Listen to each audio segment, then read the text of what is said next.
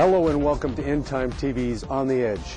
Conversations in medical education. This is a special topic. We're having a kind of a panel discussion here today. I've invited some friends, some guests, to join me in a conversation about medical education preparedness. Basically, the idea of whether or not we're prepared, we're preparing our secondary students in science, technology, engineering, and math to compete in the global economy. This is a grave concern, and recently I read a report to Congress. This is from the, I want to make sure I give it correctly. This is from the 2006 Science, Technology, Engineering, and Mathematics Education Issues and Legislative Options Report to Congress by the Congressional Research Service. And I just wanted to read from their summary of that report. There is a growing concern that the United States is not preparing sufficient numbers of students, teachers, and practitioners in the area of science, technology, engineering, and math, or STEM. A large majority of secondary school students fail to reach proficiency in math and science, and many are taught by teachers lacking adequate subject matter knowledge. When compared to other nations, the math sciences achievement of U.S. pupils and the rate of STEM degree attainment appear inconsistent with a nation considered the world leader in scientific innovation. In a recent international assessment of 15-year-old students, the U.S. ranked 28th in math literacy and 24th in science literacy. Moreover, the U.S. ranks 20th among all nations in the proportion of 20-year-old students or 24-year-olds who earn degrees in natural sciences or engineering. That's stunning. And I think, given the audience that I have, you viewers are in clinical medicine, you're in medical research, you're in public health policy, you're in government, you're in industry, you're innovators, you're educators, or you're in graduate medical education yourself right now, currently receiving an advanced degree. You are the choir. You already understand the challenges that you faced as secondary students in attaining proficiency in the math sciences.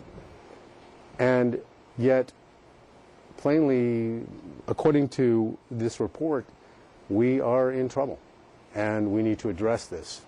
And I don't believe that this is limited to the United States. I believe that anymore we can no longer afford to think of America versus other countries. We are going to have critical shortages in the sciences, in mathematics, engineering, and medicine around the world in the coming years. Our planet is some 7 billion strong and growing, and we're going to be in dire need of folks who are involved in these areas and who are proficient in these areas. With me to have this discussion, we'll just go around the table here. I'd like to introduce my guests for the day. First, Jerry Beimler. And I do want to talk a little bit about your background, if you don't mind. I know that you are a director in information technology services, e-learning for the Chicago Public School District. And you have your master's in education? Teaching. In teaching. And from what university? Aurora. All right. And your undergrad? Lewis University. All right. And I'm looking at your background, and you have, you're widely published. You've been an educational speaker all over the United States. You've spoken for IBM a number of times. You've been to the computing conference, the National Education Computing Conference in California and elsewhere. You've been involved in school networking around the country, the Council for Advancement of Mathematics teaching. You're also published. And I wanted to read just a note that you had written me here as an aside, because I think that it gives a sense of the breadth of the background that you have from early childhood on. And I think that it helps us establish the kind of person who tends to go into the maths and sciences and engineering direction. In second grade, I named my kitten Sputnik. In fourth grade, I huddled under a classroom speaker spellbound by Alan Shepard going into space and returning. By sixth grade, I was introduced to and loved new math. By eighth grade, I knew I wanted to be a space scientist. And you make a mention that I recall you telling me that you had your parents take you to... Once a week to Chicago to drop off a deck of computer cards. And where was that? Illinois Institute of Technology. Okay, which is a local edifice of science and engineering, yes? It's the only place you could get access to a computer. And then you say, ever since I've been studying, teaching, writing, and/or consulting in math, science, and technology. Yeah, it turned out they didn't need many space scientists after we landed people on the moon. It was something people were more excited about it prior to the lunar landing. Now, you note that you currently serve on Mayor Daley's Advisory Council for Digital Excellence, and you serve as co-chair of the Data-Driven Decision-Making Committee for the Consortium for School Networking. Also joining me today, Jay, and it is Jay Kunin. Kunin. And Jay, you are an educator?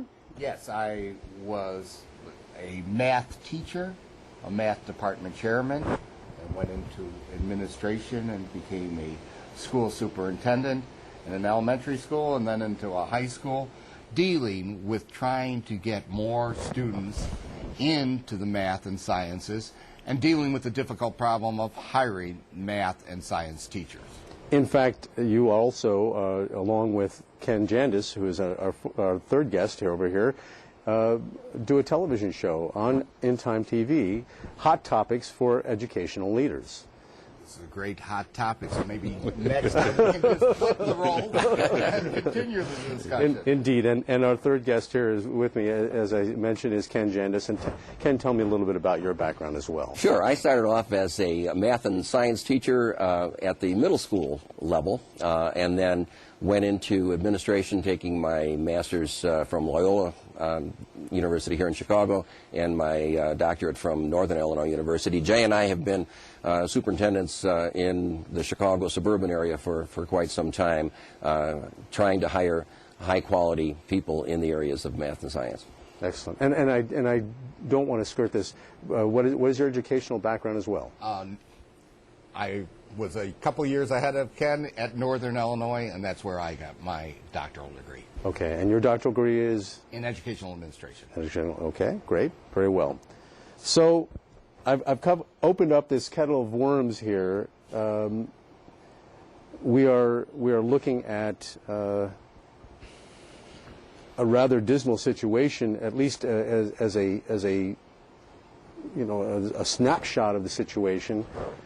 And I think I would like to open this up to a conversation. We're going to begin the next segment talking about what is.